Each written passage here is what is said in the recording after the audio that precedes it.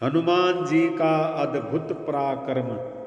जब रावण ने देखा कि हमारी पराजय निश्चित है, तो उसने 1000 अमर राक्षसों को बुलाकर रणभूमि में भेजने का आदेश दिया। ये ऐसे थे जिनको काल भी नहीं खा सकता था। विभीषण के गुप्तचरों से समाचार मिलने पर श्री राम को चिंता हुई कि हम लोग इनसे कब तक लड़ेंगे। सीता का उद्धार और विभीषण का राज तिलक कैसे होगा, क्योंकि युद्ध की समाप्ति असंभव है। श्री राम की इस स्थिति से वानर वाहिनी के साथ कपिराज सुग्रीव भी विचलित हो गए कि अब क्या होगा। हम अनंत काल तक युद्ध तो कर सकते हैं, पर विजय श्री का वर्ण नहीं। पूर्वोक्त दोनों कार्य असंभव हैं। अंजना नंदन हनुमान जी आकर वानर वाहिनी के साथ श्री राम को चिंतित देख कर बोले, प्रभु क्या बात है। श्री राम के संकेत से विभीषण जी ने सारी बात बताई। अब विजय असंभव है। पवन पुत्र ने कहा, असंभव को संभव और संभव को असंभव कर देने का नाम ही तो हनुमान है। प्रभु आप केवल मुझे आज्ञा दीजिए, मैं अकेले ही जाकर रावण की अमर सेना को नष्ट कर दूंगा।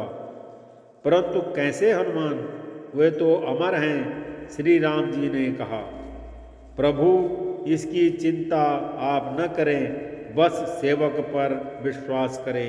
हनुमान बोले। उधर रावण ने चलते समय राक्षसों से कहा था कि वहाँ हनुमान नाम का एक वानर है, उससे जरा सावधान रहना।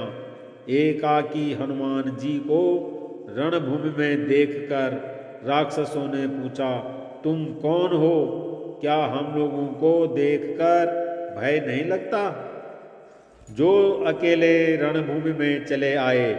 मारुति बोले, क्यों आते समय राक्षस राज रावण ने तुम लोगों को कुछ संकेत नहीं किया था, जो मेरे समक्ष निर्भय खड़े हो?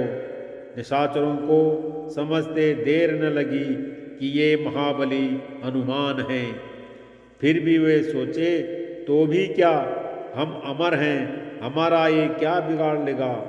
भयंकर युद्ध आरंभ हुआ। पवन पुत्र की मार से राक्षस रणभूमि में ढेर होने लगे। चौथाई सेना बची थी कि पीछे से आवाज आई, हनुमान हम लोग अमर हैं, हमें जीतना असंभव है, अतः आपने स्वामी के साथ लंका से लौट जाओ, इसी में तुम सबका कल्याण है। आंजनेय ने कहा, लौटूंगा अवश्य, पर तुम्हारे कहने से नहीं, अपितु अपनी इच्छा से। हाँ, तुम सब मिलकर आक्रमण करो, फिर मेरा बल देखो और रावण को जाकर बताना। राक्षसों ने जैसे ही एक साथ मिलकर हनुमान जी पर आक्रमण करना चाहा, वैसे ही पवन पुत्र ने उन सबको अपनी पूंछ में लपेटकर ऊपर आकाश में फेंक दिया। वे सब पृथ्वी की गुरुत्वाकर्षण शक्ति जहाँ तक है वहाँ से भी ऊपर चले गए। चले ही जा रहे हैं, चले मग जात सूखी गए गात। गोस्वामी तुलसीदास, उनका शरीर सूख गया, अमर होने के कारण मर सकते नहीं, अतः रावण को गाली देते हुए और कष्ट के कारण अपनी अमरता को कोसते हुए अभी भी जा रहे हैं। इधर हनुमान जी ने आकर प्रभु के चरणों में शीश झुकाया। श्री राम बोले, क्या हुआ हनुमान? प्रभु उन्हें ऊपर भेजकर आ रहा हूँ।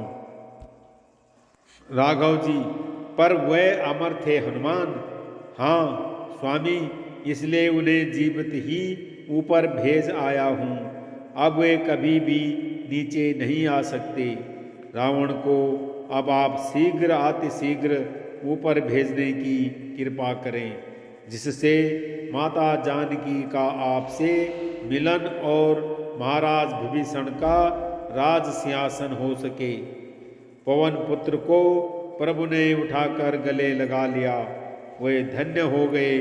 अविरल भक्ति का वर पाकर श्री राम उनके ऋणी बन गए और बोले, हनुमान जी, आपने जो उपकार किया है वह मेरे अंग अंग में ही जीर्ण शीर्ण हो जाए, मैं उसका बदला न चुका सकूं, क्योंकि उपकार का बदला विपत्ति काल में ही चुकाया जाता है।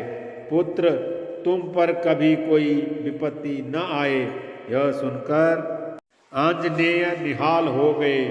हनुमान जी की वीरता के समान साक्षात काल, देवराज इंद्र, महाराज कुबेर तथा भगवान विष्णु की भी वीरता नहीं सुनी गई।